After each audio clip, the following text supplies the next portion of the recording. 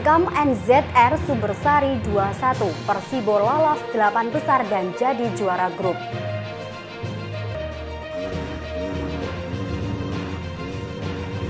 Polres Tuban tangkap 6 pesilat pelaku pengeroyokan sejoli.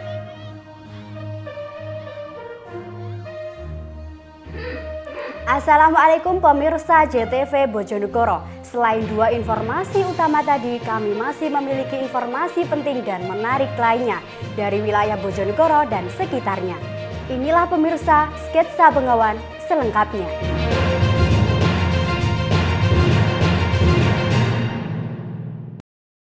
Pemirsa, kita awali informasi yang pertama.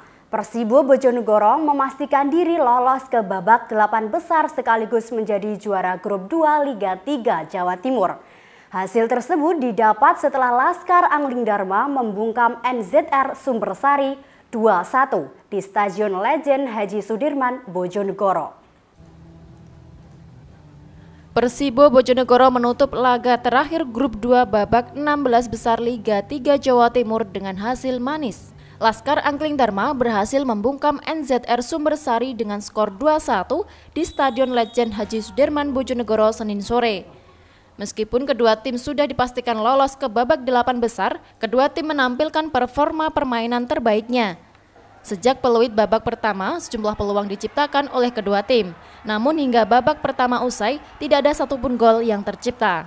Di babak kedua, Persibo Bojonegoro berhasil membuka keunggulan melalui Imade Trisumanada di menit ke-50 setelah menerima sontekan umpan pendek dari Bayu Nugroho. Namun tak berselang lama, pemain NZR Sumbersari Gian Bagas berhasil mengamankan kedudukan di menit ke-53 untuk timnya. Gol tersebut tercipta dari skema serangan balik. Umpan panjang yang diberikan oleh Arif Muzayyin berhasil dimanfaatkan oleh Gian Bagas menjadi gol. Tak ingin mengecewakan ribuan Boromania yang hadir di stadion dengan hasil imbang, tim besutan Iwan Setiawan terus tampil menekan.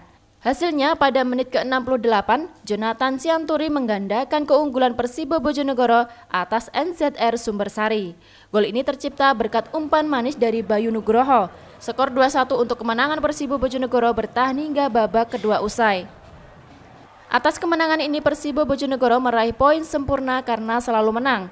Selain itu, Persibo juga memastikan diri sebagai juara grup sekaligus lolos ke babak 8 besar Liga 3 Jatim. Meski demikian, asisten pelatih Persibo dan pemain Persibo menilai masih perlu melakukan sejumlah evaluasi. Pasalnya, pada babak 8 besar Liga 3 Jatim, mereka akan menghadapi tim-tim kuat. Alhamdulillahirobbilalamin, hari ini kita bisa apa yang kita inginkan bisa terlaksana, terwujud, ya kan, kita bisa main bagus, anak-anak juga main bagus, alhamdulillah dia juga apresiasi sama pemain lawan juga sangat main bagus mereka karena mereka juga salah satu tim yang difavoritkan juga untuk lolos masuk. Sementara itu, meski menelan kekalahan, NZR Sumbersari tetap lolos ke babak 8 besar Liga 3 Jatim karena berada di posisi runner-up grup 2. Pada laga selanjutnya, tim asal Malang ini akan melakukan sejumlah evaluasi, khususnya di lini belakang. Pertama-tama, saya mengucapkan selamat kepada tuan rumah Persibo yang pada sore hari ini berhasil mendapatkan 3 poin. Tentunya ini menjadi catatan bagi tim saya untuk menghadapi babak 8 besar. Karena jujur, pertandingan hari ini kan sebenarnya pertandingan yang sudah tidak membutuhkan karena kedua tim sama-sama sudah lolos ke babak 8 besar. Tapi pertandingan hari ini penting bagi kami untuk mencoba beberapa pemain yang menit bermainnya kurang, sehingga nanti ketika kita main di babak pertama itu 70% adalah pemain yang memang jarang bermain secara reguler. Kita mencoba untuk memberi kesempatan pada mereka untuk bisa bermain, bisa menunjukkan performanya secara maksimal. Meskipun saya lihat tadi 2 gol yang terjadi pada kawan kami lebih banyak terjadi pada kesalahan pemain kami sendiri, sehingga ini menjadi catatan bagi tim pelatih untuk bisa nanti memperbaiki kekurangan sebelum tim masuk ke babak 8 besar. Edo Jody Aldian, JTV Bojonegoro.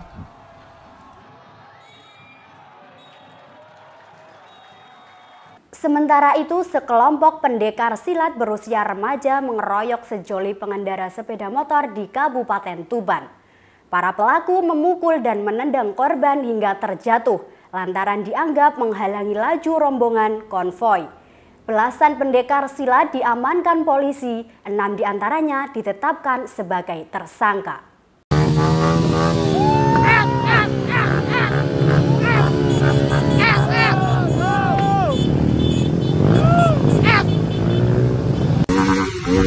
Inilah aksi konvoi yang dilakukan sekelompok pendekar silat di Kabupaten Tuban pada Minggu sore lalu. Tak hanya konvoi sepeda motor, remaja berusia belasan tahun ini juga mengeroyok pengguna jalan di Desa Sumberagung, Kecamatan Pelumpang, Kabupaten Tuban. Para pendekar silat ini memukul dan menendang sejoli berinisial MI, warga Kabupaten Tuban, dan N, warga Kabupaten Rembang, hingga babak belur. Korban sempat terjatuh dari sepeda motor, lalu lari masuk toko pakaian untuk bersembunyi. Situasi mencekam ini membuat korban perempuan menangis histeris ketakutan. Berbekal rekaman video viral, kedua korban melaporkan ke Mapolres Tuban. Dalam waktu 24 jam, polisi berhasil mengamankan belasan pendekar silat, namun hanya 6 ditetapkan tersangka. Pesilat pelaku pengeroyokan tersebut masing-masing berinisial AD 18 tahun, MA 21 tahun, MZKZ 22 tahun, AK 26 tahun, R 22 tahun, dan MSH 16 tahun. Seluruhnya merupakan warga Kabupaten Tuban. Pada hari Minggu kemarin terjadi konvoi itu arahnya ke arah Pelumpang, Rengel, Soko, dan Bojonegoro. Ini rombongan beberapa rekan-rekan yang tadinya rencananya mengikuti pengajian, tapi sesuai hasil pemeriksaan kami dia juga tidak ikut pengajian. Ya, tidak ikut pengajian. Nongkrong-nongkrong, setelah itu pulang rame-rame konvoi. Berpapasan di Desa Sumberagung Pelumpang ini dengan 2 orang pengendara sepeda motor, cowok dan cewek. Terjadi perselisihan dari karena rombongan ini ramai dari pihak lawan arus berpapasan dengan pengendara motor yang berboncengan.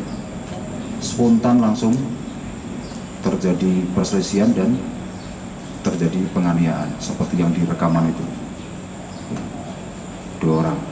Akibat dari kejadian tersebut, korban mengalami beberapa luka lecet dan juga luka memar di kepala, leher, kemudian punggung dan juga kakinya. Saat ini sudah kita mintakan visum ke dokter. Kemudian dari kejadian tersebut kita mengamankan 13 orang rekan-rekan sekalian. Ya. Polisi yang tadi naik mobil ke sana itu, beberapa anggota kita yang berpakaian korban mendokumentasikan kendaraan-kendaraan bermotor yang digunakan oleh para pelaku. Sehingga kemarin kita amankan 13 orang. Dari 13 orang yang kita amankan, kita menetapkan 6 orang tersangka. Dengan kita kenakan pasal 170 ayat 2 huruf 2 KUHP dan lebih subsidiar pasal 170 ayat 1 KUHP. Ancamannya berapa? 7 tahun penjara. Dari 6 yang tertangkap ini, apakah ada yang pernah tertangkap dengan kasus yang sama? Ada. Jadi yang sangat kita sayangkan, 1 orang ini terkategori residivis karena sebelumnya sudah pernah kita amankan dengan kasus yang sama pengeroyokan. Waktu itu masih di bawah umur, sehingga kita lakukan diversi. Kemudian saat ini melakukan lagi, tapi saat ini sudah umur 18 tahun, sehingga sudah dewasa. Kini untuk mempertanggungjawabkan perbuatannya, para tersangka harus mendekam di sel tahanan Mapolres Tuban. Mereka akan dijerat pasal 170 KUHP tentang pengeroyokan dengan ancaman hukuman 7 tahun penjara. Tim Liputan JTV Tuban. Pemirsa, seorang pencari biawak di Kabupaten Ngawi ditemukan tewas di tepi jalan desa. Diduga korban tewas terjatuh dari sepeda motor yang dikendarainya. Korban ditemukan tewas dalam keadaan memeluk senapan angin yang dibawanya untuk berburu. Warga Dusun Getas, Desa Sidorejo, Kecamatan Kendal, Kabupaten Ngawi, digemparkan dengan penemuan mayat di tepi jalan desa setempat pada Senin petang. Korban diketahui merupakan pemburu biawak bernama Suratno, 50 tahun, warga Desa Semen, Kecamatan Paron, Ngawi. Saat ditemukan warga, korban terlihat terjatuh dari sepeda motornya dan memeluk senapan angin yang digunakan untuk berburu biawak. Ditemukan luka pada bagian perutnya Diduga luka itu akibat benturan senapan angin yang dibawanya untuk memburu biawak tersebut. Perangkat Desa Sidorejo, Jumali mengatakan korban pertama kali ditemukan oleh anak-anak yang sedang pulang sekolah. Saat ditemukan, korban dalam kondisi tergeletak tak bernyawa di samping sepeda motornya. Kejadian tersebut kemudian dilaporkan kepada orang tuanya dan disampaikan kepada perangkat desa setempat. Diketahui korban merupakan pencari biawak dan setiap 3 hari atau seminggu sekali berburu di sekitar desa setempat untuk dijual. Terus pulang lalu laporan ayahnya. Akhirnya ayahnya cari saya untuk melihat orang itu. Ternyata sudah tidak bernyawa. Sampai Bapak di sini apa yang Bapak lihat dari sisi itu? Ya sudah terguling seperti itu. Itu bawa senapan angin, Pak? Iya, bawa senapan angin. Dan posisinya di kap. Masih di atas motor gitu? Iya. Emang lagi ngapain dia sebelumnya? Cari burung atau apa? Mungkin sepengetahuan saya itu tiap 3 hari sekali, 1 minggu sekali cari biawak di tempat sini. Sama di lingkungan sini sebelah utara rumah. 3 hari sekali, mungkin 5 hari sekali. Oh, ditembak ya? Iya, ditembak. Sementara Suyatno, Kepala Desa Semen, membenarkan bahwa korban merupakan warga desanya. Hal itu diketahui setelah melihat ciri-ciri korban yang memiliki tato di sekitar lehernya. Korban juga mengalami luka di bagian perutnya, diduga akibat terbentur senapan angin yang dibawanya. Tadi dari kaca dikirimi KTP sama foto di sini sama ciri-ciri, ada tato di sini di leher. Itu. Iya. Bukan itu kayak kena apa itu? Kayak platoknya senapan itu kena, bukan peluru, platok apa ini namanya, platok ya. Tapi kalau platok kan di dalam, Pak, nggak mungkin ngenain. Sentilan ada toh gini, waktu jatuh kan ke gini kayaknya. Ada riwayat sakit nggak, Pak? Dari informasi dari keluarganya? Belum diketahui penyebab pasti kematian korban, apakah tertembak atau terbentur senapan angin. Diketahui korban juga memiliki riwayat penyakit asam urat. Setelah melakukan olah TKP, pihak kepolisian langsung mengevakuasi jasad korban ke rumah duka. Pasalnya pihak keluarga tidak mau melakukan visum terhadap korban. Ito Wahyu, CTV Ngawi. Umroh saat coblosan, ribuan warga Lamongan terancam golput. Informasinya sesaat lagi, tetaplah di Sketsa Bengawan.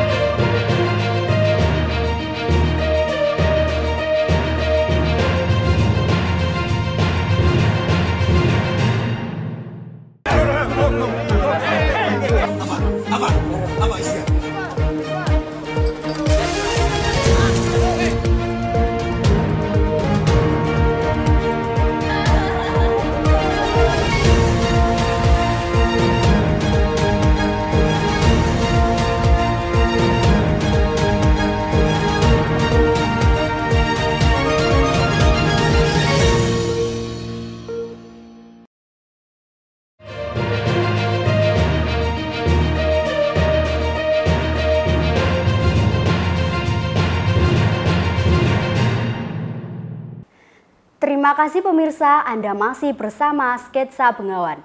Ribuan warga di Kabupaten Lamongan terancam tidak menggunakan hak pilihnya pada pemilu serentak 14 Februari 2024 mendatang.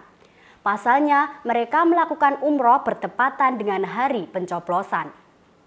Ribuan warga dari berbagai daerah di Kabupaten Lamongan terancam tidak bisa menggunakan hak pilihnya pada pemilu serentak 14 Februari 2024 mendatang. Pasalnya sebanyak 1.017 warga akan melaksanakan umroh bertepatan dengan pelaksanaan pencoblosan. Kasih Haji dan Umroh Kantor Kementerian Agama atau Kemenak Kabupaten Lamongan, Abdul Ghafur mengatakan pada bulan Februari 2024 ada sebanyak 1.017 warga Lamongan yang akan berangkat umroh ke Tanah Suci. Namun pihak Kemenak mengaku tidak punya wewenang untuk menguruskan pindah memilih karena hal tersebut merupakan domain dari Biro Travel Umroh dan KPU. Ya, terkait dengan warga Lamongan yang akan berangkat umroh sendiri kan otomatis kan istilahnya tidak bisa memilih atau tidak punya hak pilih. Dari pihak Kemenak sendiri sudah ada datanya apa belum, Pak?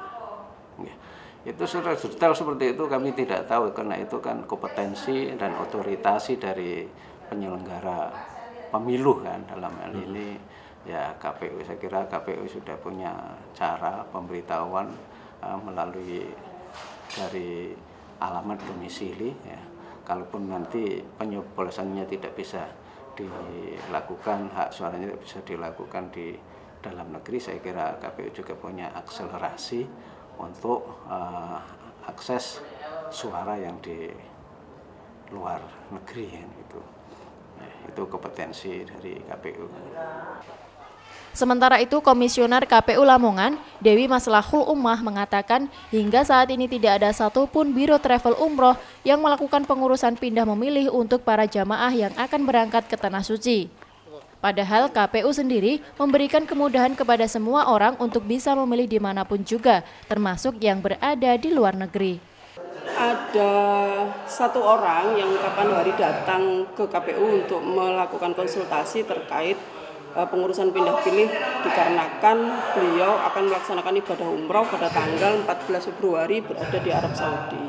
Tetapi kemudian berdasarkan peraturan bahwa tidak ada alasan melakukan umroh itu boleh melakukan pindah pilih, karena alasan melakukan pindah pilih itu sebagaimana yang kita ketahui di PKPU hanya ada 9 kategori, yaitu pindah pilih karena bertugas, karena berada di tahanan, karena sakit dan pasien yang mendampingi di rumah sakit, karena tertimpa bencana, karena berada di tempat rehabilitasi narkoba, karena bekerja di luar domisili, dan karena pindah pilih. Itu pun waktunya berakhir pengurusannya pada H-30 pada tanggal 15 Januari 2024 kemarin. Dan hari ini masih bisa dilaksanakan pengurusan pindah pilih hanya untuk 4 kategori sebagaimana putusan MK, yaitu hanya untuk orang yang bertugas di tempat lain pada tanggal 14 Februari, kemudian orang yang tertimpa bencana atau musibah, kemudian orang yang sakit atau pasien atau yang mendampingi pasien di rumah sakit, dan orang yang berada di tahanan atau lapas atau rutan. Itu pun harus dengan menyertakan bukti dukung. Atas kondisi ini, hampir dipastikan ribuan jamaah umroh asal Lamongan tersebut tidak menggunakan hak pilihnya alias golput. Zulkifli Zakaria, CTV Lamongan. Sementara itu, berbagai persiapan terus dilakukan oleh KPU Kabupaten Bojonegoro menjelang pemilu serentak 14 Februari 2024 mendatang. Untuk mengantisipasi adanya kesalahan teknis maupun non-teknis, KPU setempat menggelar bimbingan teknis pemungutan, perhitungan, dan rekapitulasi hasil perhitungan suara bersama seluruh panitia pemilihan kecamatan atau PPK setempat. Komisi Pemilihan Umum atau KPU Kabupaten Bojonegoro menggelar bimbingan teknis atau BIMTEK pemungutan, penghitungan, dan rekapitulasi hasil penghitungan suara di Konvension Hal Dewarna Jalan Veteran Bojonegoro. Kegiatan yang menghadirkan 140 anggota PPK se-kabupaten setempat ini akan berlangsung selama 3 hari, mulai Senin hingga Rabu 24 Januari 2024. Staf dan komisioner KPU Bojonegoro secara bergantian menyampaikan materi seputar teknis penyelenggaraan pemilu, meliputi pemungutan suara, penghitungan, dan rekapitulasi hasil penghitungan suara. Selain untuk memberikan bekal dan pemahaman terhadap panitia pemilihan kecamatan atau PPK, BIMTEK ini juga bertujuan agar PPK dapat mengarahkan PPS bagaimana teknis pemungutan suara berlangsung sesuai aturan serta mengerti dalam penyelenggaraan pemilu 14 Februari 2024 mendatang. Ketua KPU Bojonegoro, Fathur Rahman menjelaskan, bimbingan teknis diikuti 140 PPK dari 28 kecamatan se-Kabupaten Bojonegoro. Melalui kegiatan ini, PPK diharapkan dapat benar-benar paham materi, sehingga tak ada lagi kendala maupun kesalahan yang berarti saat bertugas di lapangan. Terlebih pemilu kali ini berbeda dengan pemilu sebelumnya, di mana selain Pilpres, Pileg, dan pemilihan DPD digelar serentak dalam 1 hari. Pemilu kali ini juga lebih mengedepankan aspek penggunaan teknologi akurat dan cepat, yakni diterapkannya aplikasi Sirekap atau Sistem Informasi dan Rekapitulasi Suara. Untuk persiapan kegiatan BIMTEK di tingkatan KPPS kaitan dengan pungut hitung. Jadi mulai teknis Pak ya? Iya, sudah masuk ke teknis, jadi kita akan BIMTEK PPK atau TOT ke PPK dan PPK akan TOT ke PPS. Selanjutnya PPS akan membintek kegiatan atau tupoksi kegiatan di TPS. Harapannya apa Pak? Harapannya gimana Pak? Ya, harapan ini dengan proses BIMTEK atau TOT ini itu teman-teman penyelenggara memahami proses pungut dan hitung di tingkatan TPS. Selain terhadap PPK, dalam waktu dekat KPU Bojonegoro juga akan memberikan BIMTEK kepada ribuan anggota PPS dan KPPS yang ada di wilayah setempat. Diharapkan melalui kegiatan ini, proses pemungutan, penghitungan, dan rekapitulasi surat suara di Kabupaten Bojonegoro dapat berjalan lancar dan tanpa kendala maupun kesalahan teknis yang dapat menghambat penyelenggaraan pemilu. Samsul Alim, CTV Bojonegoro. Pemirsa, sebagai bentuk apresiasi terhadap pengabdian tenaga pendidik honorer, pemerintah Kabupaten Bojonegoro melalui Dinas Pendidikan setempat memberikan honorarium kepada GTT, PTT, maupun GTY. Bahkan pada tahun 2024 ini, honor untuk tenaga pendidik non-ASN mengalami kenaikan. Pemerintah Kabupaten Bojonegoro melalui Dinas Pendidikan setempat menggelar pembinaan motivasi bagi non-ASN di Pendopo Malowo Pati Bojonegoro Selasa siang. Dalam kesempatan ini, PJ Bupati Bojonegoro Andrianto dan Sekretaris Daerah Nurul Azizah menjadi narasumber. Kegiatan ini digelar untuk meningkatkan semangat kerja para pendidik dan tenaga kependidikan non-ASN dalam melakukan tugas. Di sisi lain, dalam kegiatan tersebut, di tahun 2024 ini, para pendidik dan tenaga kependidikan non-ASN meliputi guru tidak tetap atau GTT, pegawai tidak tetap atau PTT, dan pendidik TK maupun PAUD akan mendapatkan honorarium dari pemerintah Kabupaten Bojonegoro. Total ada sebanyak 828 tenaga kependidikan non-ASN lingkup Dinas Pendidikan akan mendapatkan kenaikan honorarium di tahun 2024. Terdiri dari 408 GTT, 152 PTT, 169 guru TK, dan 98 guru PAUD. Kepala Bidang Pendidik dan Tenaga Kependidikan Dinas Pendidikan Bojonegoro, Heri Pujianto mengatakan pada tahun 2024 ini, GTT, PTT, dan GTY akan mendapatkan kenaikan honor. Untuk besaran honorarium GTT dan PTT sebesar Rp1.035.000 per bulan. Sedangkan pendidik PAUD dan TK akan mendapatkan honorarium sebesar Rp500.000 dari tahun sebelumnya 2023 mendapatkan honorarium sebesar Rp300.000 per bulan. Dinas Pendidikan Kabupaten Bojonegoro mengalokasikan anggaran APBD tahun 2024 sebesar Rp41 miliar untuk total keseluruhan 4.471 tenaga kependidikan non-ASN yang sudah masuk di Dapodik dan melalui serangkaian seleksi interval.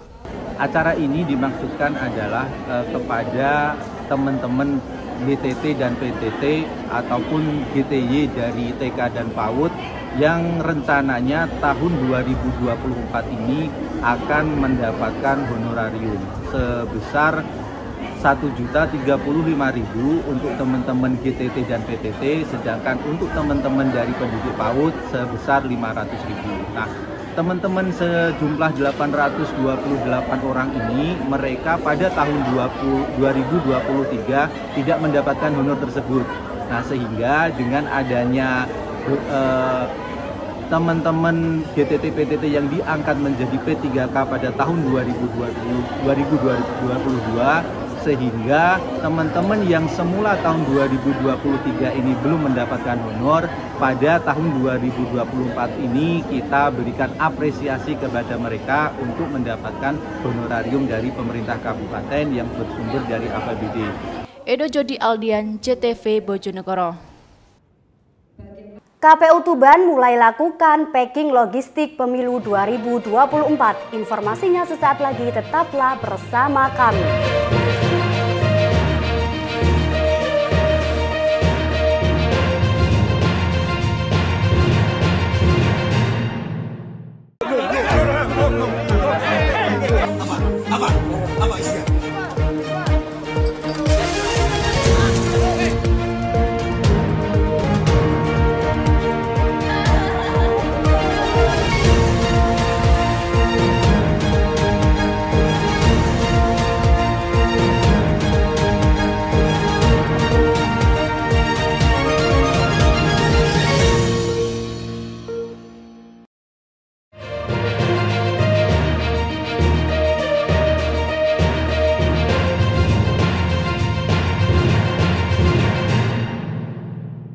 Terima kasih pemirsa, Anda masih di Sketsa Bengawan. Usai melakukan sortir dan pelipatan surat suara, Komisi Pemilihan Umum Kabupaten Tuban kini tengah melakukan packing logistik pemilu untuk didistribusikan ke masing-masing kecamatan. KPU Tuban juga mengajukan penggantian surat suara rusak agar datang sebelum packing selesai. Usai melakukan sortir dan pelipatan surat suara, KPU Kabupaten Tuban kini tengah melakukan packing logistik pemilu untuk didistribusikan ke masing-masing kecamatan. Tahapan tersebut seperti yang terpantau di gudang logistik KPU Tuban di Jalan Manunggal, Kelurahan Gedong Ombo, Kecamatan Semanding, Tuban pada Senin pagi. Proses packing logistik pemilu meliputi pengemasan surat suara ke masing-masing amplop dan pemberian segel, kemudian memasukkan kelengkapan logistik lainnya seperti tinta, surat suara, bantalan coblos, plano, alat bantu tunanetra, hingga salinan form C dimasukkan ke dalam kotak suara dan disegel. Ketua KPU Tuban Fatkul Iksan mengatakan proses packing sudah berjalan selama 3 hari dengan melibatkan PPK dan PPS se-Kabupaten Tuban. Pasalnya mereka yang paling paham tentang kebutuhan di lapangan sehingga bisa meminimalisir kesalahan. Sementara itu untuk kekurangan surat suara karena rusak, KPU Tuban sudah mengajukan kepada KPU Provinsi dan diperkirakan akan datang sebelum proses packing selesai. Kita mulai kemarin tanggal 20 hari Sabtu, jadi sudah berjalan 3 hari ini. Untuk logistik yang di packing ini apa saja? Jadi kelengkapan TPS itu semuanya yang masuk kotak suara itu kita packing. Jadi kayak surat suara kita masukkan ke dalam amplop, kemudian kita segel, baru kita masukkan ke dalam kotak suara. Tinta, alat bantalan coblos, kemudian ada juga plano ya, C hasil sama salinan C, terus alat bantu bagi tunanetra juga semuanya kita packing, kita masukkan ke dalam kotak suara. Sekedar diketahui, logistik pemilu menjadi salah satu hal paling krusial dalam tahapan pemilu. Distribusi logistik diharapkan bisa sesuai dengan tahapan sehingga pemilu serentak yang akan digelar pada 14 Februari 2024 mendatang bisa berjalan dengan lancar. Siki Muhammad, Husni Mubarok, CTV, Tuban. Sementara itu, KPU Kabupaten Ngawi telah menyelesaikan pelaksanaan sortir dan pelipatan 5 jenis surat suara untuk pemilu serentak 2024. Dari total keseluruhan 3.500.000 lembar surat suara lebih yang dilipat dan sortir. KPU setempat menemukan sebanyak 9.000 surat suara rusak. Pelaksanaan sortir dan pelipatan surat suara telah selesai dilakukan KPU Kabupaten Ngawi. Tahapan tersebut berlangsung selama 12 hari dengan melibatkan sedikitnya 310 tenaga. Sebanyak 3.591.750 lembar surat suara yang disortir dan dilipat tersebut adalah 5 jenis surat suara untuk pemilu serentak 2024. Masing-masing adalah surat suara pemilu presiden dan wakil presiden, DPD RI, DPR RI, DPRD Provinsi, dan DPRD Kabupaten. Ketua KPU Ngawi, Prima Aikwina Sulistianti menjelaskan, pelaksanaan sortir selesai pada tanggal 19 Januari 2024 pukul 22.00 kemarin. Menurutnya, secara keseluruhan pihaknya juga menerima sebanyak 8.000 surat suara untuk pemungutan suara ulang atau PSU. Namun surat suara PSU tidak dilipat dan hanya disortir. Sedangkan dari 5 surat suara yang sudah selesai disortir dan dilipat, KPU menemukan sebanyak 9.000 surat suara yang rusak. Prima menambahkan untuk surat suara yang rusak telah dikoordinasikan dengan KPU Provinsi Jawa Timur dan dilaporkan pada pihak penyedia melalui aplikasi Sistem Informasi Logistik atau SILOG untuk pemenuhan kekurangannya. Surat suara pada tanggal 19 Januari jam 10 malaman, sekitar jam 10 malam. Jadi ada total 3.583.750 lembar surat suara yang disortir dan lipat. Kemudian ada 8.000 surat suara pemungutan ulang, 6.000 untuk DPRD dan masing-masing 1.000 untuk BWP dan DPR RI yang ada di KPU Kabupaten Kota. Itu tidak dilipat tapi hanya disortir. Itu semua sudah kita selesaikan pada tanggal 19 Januari jam 10 malam kemarin. Dari total yang kita sortir itu kekurangan antara 8.000 sampai 9.000 lembar untuk 5 jenis surat suara sekaligus PSU-nya yang sudah kita koordinasikan dengan provinsi untuk pemenuhan kekurangan. Insya Allah kemarin sudah tanggal 20 Januari kemarin terakhir pelaporan terkait kurang dan rusak dari logistik pemilu ini, dan insya Allah akan bisa segera dipenuhi. Saat ini KPU Ngawi mulai melakukan setting logistik, yakni mempersiapkan dokumen dan formulir sesuai dengan tempat pemungutan suara TPS di masing-masing daerah pemilihan.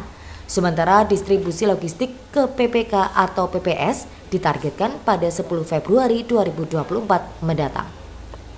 Itu Wahyu, JTV, Ngawi. Pemirsa, para petani di Kabupaten Bojonegoro menyerbu penjualan pupuk non-subsidi yang dijual murah. Para petani hanya cukup membayar Rp270.000 untuk mendapatkan pupuk urea dan Posca masing-masing 25 kg.